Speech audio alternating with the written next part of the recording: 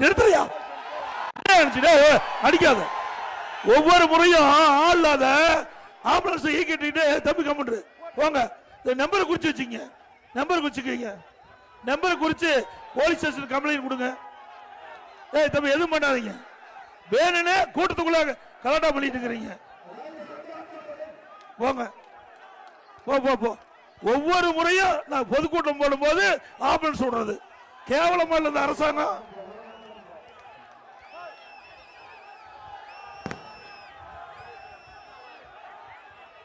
தம்பி விட்டுங்க போட்டோம் போட்டு. கேவலமான அரசாங்கம். அரசாங்கம் எதுக்கிறதுக்கு தில்லு வேணும், அரசு நீதி எதுக்கு வேணும். அதை விட்டுட்டு கூட்டத்துக்குள்ள ஆம்புலன்ஸ் விட்டு விட்டு ஒவ்வொரு முறையும் பிரச்சனை பண்றீங்களா? இந்த டிரைவர் இதெல்லாம் குறிச்சு வச்சுக்க, நம்பர் குறிச்சு வச்சுக்க, யாருன்னு அப்புறம் பேசிக்கலாம்.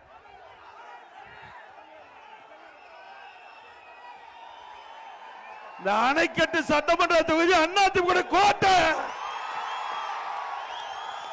இது மாதிரி 1000 ஆம்புலன்ஸ் விட்டாலும் மக்கள் மனதை மாற்ற முடியாது. நான் ஒவ்வொரு கூட்டத்திலும் பாக்குறேன், கிட்டத்தட்ட ஒரு 20-30 கூட்டத்தில் இது மாதிரி ஆம்புலன்ஸ் விடுறது, வேணா கூட்டத்தில் கலாட்டா பண்றது. இந்த அரசாங்கம் ஒரு கேவலமான அரசாங்கம். தில்லு திராணி தெம்பர் தான் அரசியலே தான் எடுத்து பார்க்கணும். மக்கள் குழுமி இருக்கிற கூட்டத்தில் விட்டு மக்களுக்கு ஒரு கஷ்டத்தை உண்டாக்கி இதில் ஏதாவது மக்கள் அடிபட்டது யார் பொறுப்பு? ஆக வேண்டுமென்று திட்டமிட்டு இந்த வெறும் ஆம்புலன்ஸ்ல யாருமே போகல, நோயாளியே போக கிடையாது. அங்க வழி இருக்குது. நான் ஆரம்பத்திலிருந்து இது கிட்டத்தட்ட ஒரு 30 கூட்டத்தில் பார்த்திருக்கிறேன் இதே மாதிரி ஆம்புலன்ஸ் கூட்டத்துக்குள்ள விடுறது.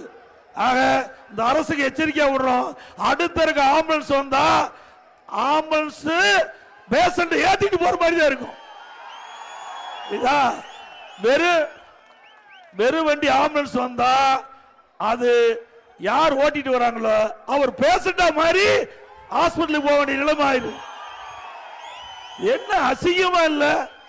ஒரு பெரிய பிரதான எதிர்க்கட்சியுடைய கூட்டம் நடக்குது. ஒரு அரசாங்கம் எப்படி பாதுகாப்பு கொடுக்கணும்? இதெல்லாம் காவல்துறை சகித நடவடிக்கை எடுக்கணும்.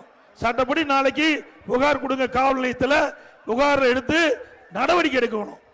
ஆக இன்றைக்கு திராவிட முன்னேற்ற